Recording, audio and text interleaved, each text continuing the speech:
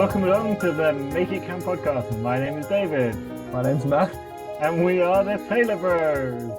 Yes, we are. I'm just laughing at your beautiful smile. Oh, it's a wonderful one today. So we're talking about this idea of habit fields today, but I thought it would be good to just refresh what is a habit. Well, a habit is something intentionally or maybe passively formed over time that builds a behavior that becomes part of who you are.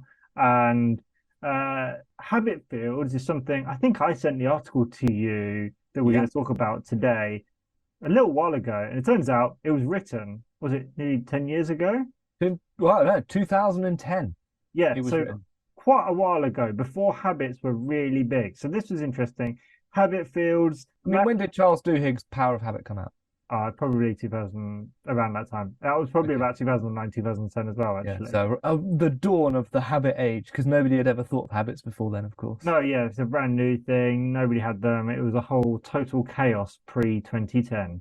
Anyway, Matt, do you want to give us a brief summary of what you understand habit fields to be?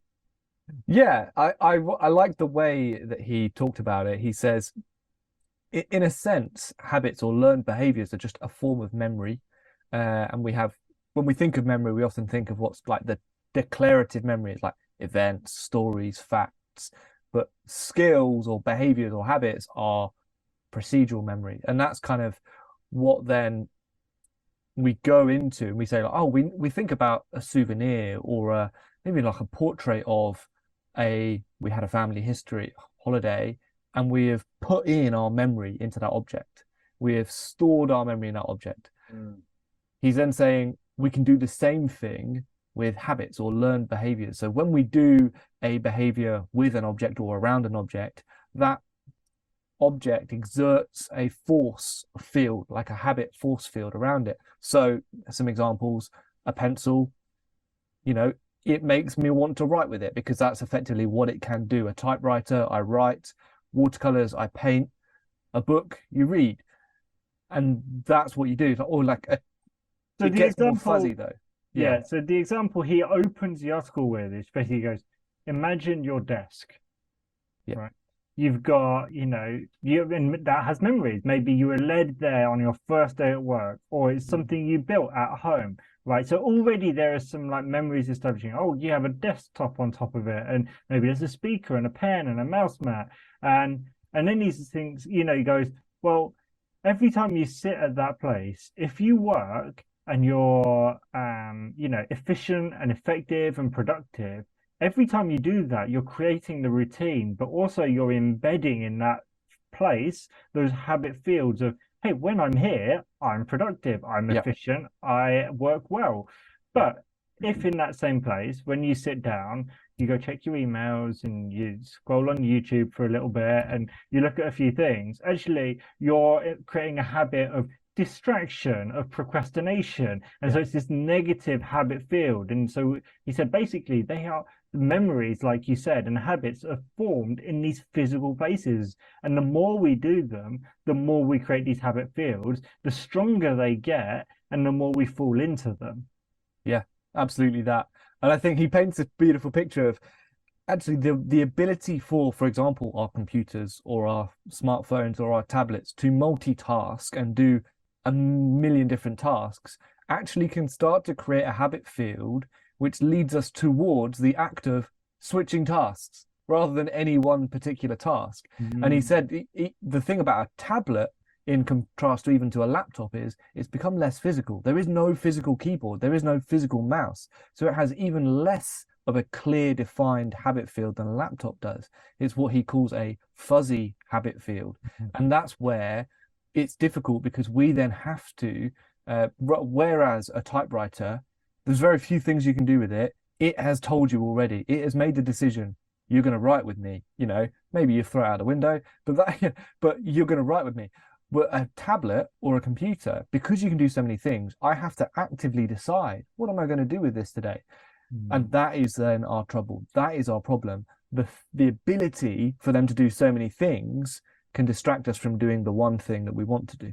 So yeah, I think it was interesting because maybe we should go into a few maybe more specifics around what these look like. But this idea that basically physical places store memories or create a field around them. And we know this. He talks about in the article, hey, that sofa you sit on to watch TV.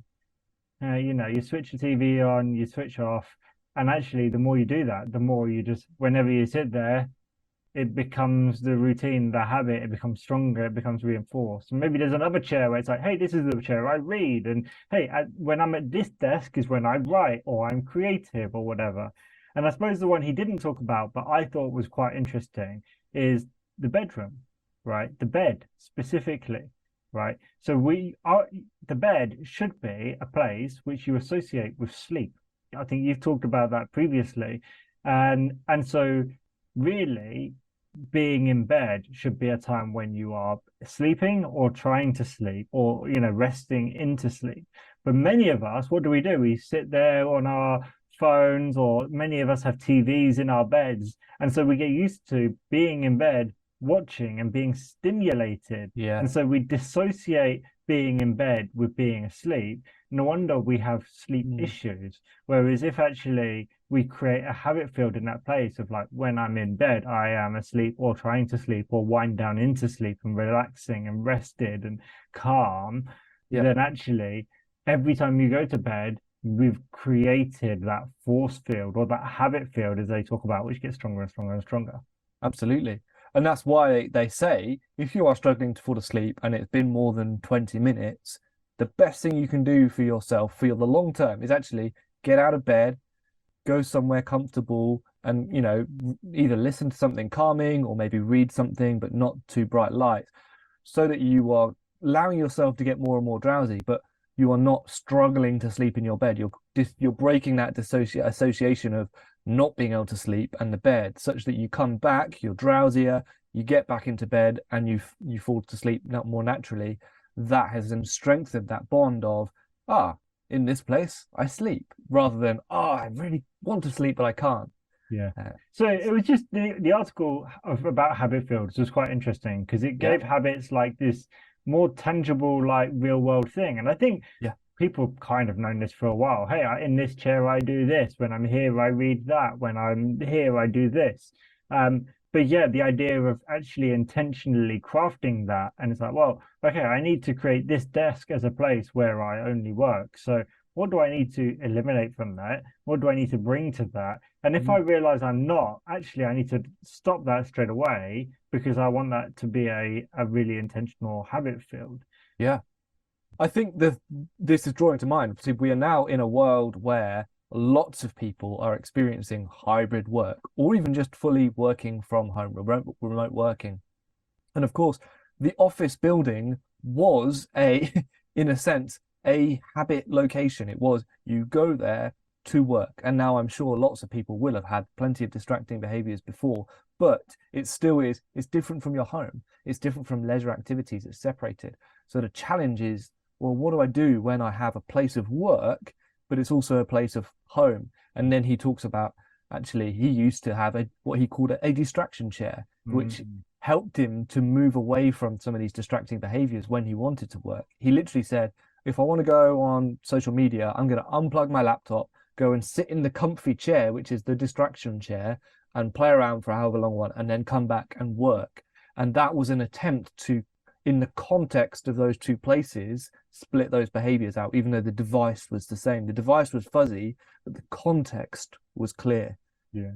So I suppose one of the things he also encourages is just like an audit of like, what are the habits you already have? What are those fields exist in your space? Because they probably do, whether we recognize them or not. Maybe even if as we've been talking, you've recognized, oh yeah, that's that chair, that's this place, that's that desk, and oh yeah, maybe it's not as tidy as that as helpful as I'd like it to be. So yeah, to start thinking about those things and recognizing that. The thing that is interesting for me, it comes back to, as from an engineering perspective, so often the creativity or the freedom is within the constraints. So if you're given just like an unbounded problem with zero constraints, it's actually very difficult to know what does the solution space look like. But when you have constraint, it could even just be as simple as, the cost. It cannot be more expensive than this. But in this example we're looking at, again, it's like when the devices are all, in a sense, all powerful, they have these superpowers, they can do anything.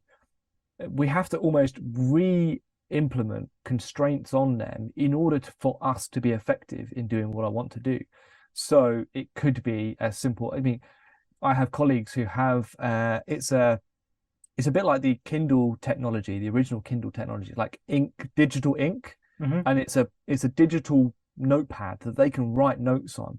So it's digitalized, it saves it, but that's all they can do with it. They can write notes. They can't access the internet and everything. And that is an example of a piece of technology that has one purpose, and it's deliberately to help them get more effective in that. So what does that look like in bringing intentional constraints back to help us, to free us to do what we want to do? Yeah, I wonder if that's another topic altogether, that just idea that many times we're sold on the multifunctionality or the multi-purpose of an item, but actually sometimes the strength is in doing one thing really well and only that thing, rather than the task switching. I suppose as I was thinking about this, it was just this like helpful idea that we are physical people and we live in physical spaces, and that actually our memory and our habits reflect the places we live in, and we can reinforce and be intentional with them, or and help us move forward, or we can otherwise undermine that. And so I want to be someone that, hey, when I'm sitting at this desk, I'm working hard, I'm productive, I'm, writing or whatever. But actually, if half the time I'm not doing those things and I'm flitting over here and I'm looking at that, that undermines that. And so finding solutions for that. So I'm sure you could, Matt, you're going to put the article in the show notes, aren't you? Of course, I will. Yeah. Might find it more revealing than our 10-minute ramble about it. Yeah, exactly. It'll probably take you as long to read it as it did for us to talk about it. But then you get second repetition, so you'll doubly remember it at that point. Well, thanks for listening to the podcast this week. We really appreciate you taking the time to do that. Let us know what questions you have, or what habit fields that you've identified that work for you. We'd love to hear about some of them in your life. Absolutely. See you next week.